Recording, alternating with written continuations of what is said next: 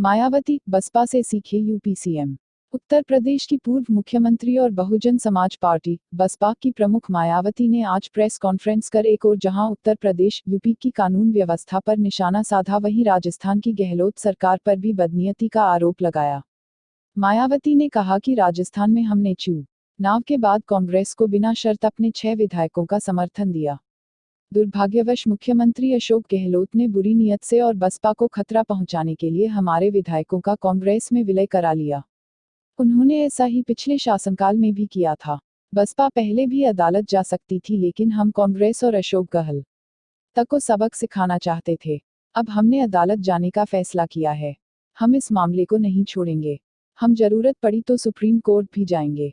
29 सितंबर को अमेरिका में होगी पहली प्रेसिडेंशियल डिबेट। अमेरिका में राष्ट्रपति चुनाव के बिगुल बज उठा है। राष्ट्रपति उम्मीदवारों के बीच पहली प्रेसिडेंशियल डिबेट 29 सितंबर को आयोजित की जाएगी। कमीशन ऑन प्रेसिडेंशियल डिबेट ने सोमवार को कहा कि ओहियो के क्लीवलैंड में उम्मीदवार अपना अपना पक्ष रखेंगे। आपको बता दें कि अमेरिका के प्रेसिडेंशियल डिबेट की पूरी दुनिया में चर्चा होती है।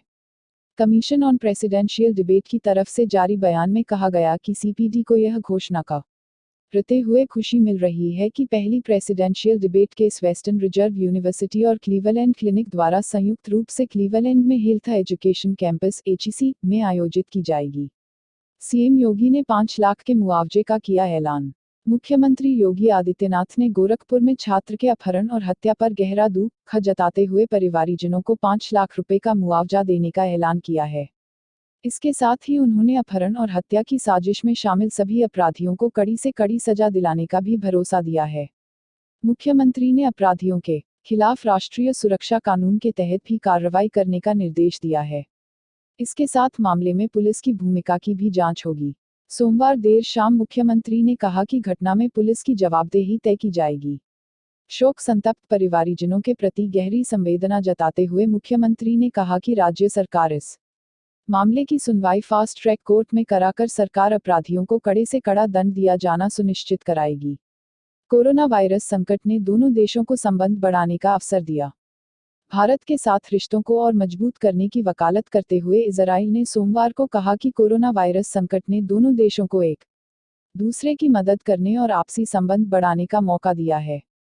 विदेश मंत्रालय में एशिया एवं प्रशांत मामलों के उप महानिदेशक गिलाड कोहेन ने इस संबंध में टाइम्स ऑफ इजराइल के लिए एक ब्लॉग लिखा है।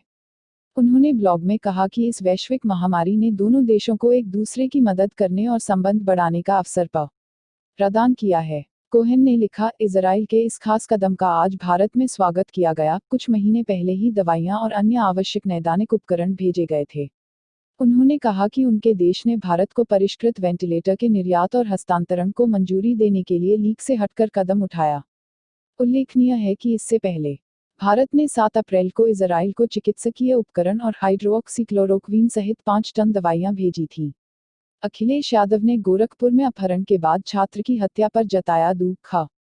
गोरखपुर में 5वीं के छात्र बलराम के अपहरण के बाद हत्या पर समाजवादी पार्टी के राष्ट्रीय अध्यक्ष अखिलेश यादव ने दुख जताया है। सोमवार शाम ट्वीट कर उन्होंने सरकार पर सीधा हमला बोला। सपा अध्यक्ष ने लिखा कि गोरखपुर से अपहृत बच्चे की हत्या का समाचार बेहद दर्दनाक और दुखद है। शोकाकुल परिवार के प्रति उनकी गहरी संवेदना है। लगातार अपहरण और हत्याओं के बावजूद भी भाजपा सरकार का मौन और निष्क्रियता प्रश्नचिन्ह के घेरे में है। ऑक्सफोर्ड वैक्सीन के मानव परीक्षण का आखिरी ट्रायल। देश में कोरोना वैक्सीन के मानव परीक्षण के लिए 5 जगहों को चुन लिया गया है। ऑक्सफोर्ड एस्ट्राजेनेका कोविड-19 वैक्सीन के मानव परीक्षण का आखिरी और तीसरे चरण का ट्रायल होना है। बायोटेक्नोलॉजी विभाग की सचिव रेणु स्वरूप ने इसके बारे में जानकारी दी। रेणु स्वरूप का कहना है कि ऐसा करना जरूरी था क्योंकि भारत को वैक्सीन देने से पहले देश में डाटा का होना बहुत जरूरी है। दुनिया में सबसे ज्यादा वैक्सीन बनाने वाले संस्थान सीरम इंस्टीट्यूट ऑफ इंडिया को ऑक्सफोर्ड विश्वविद्यालय ने चुना है और इसका साथ दे रही एस्ट्राजेनेका फार्मास्यूटिकल कंपनी।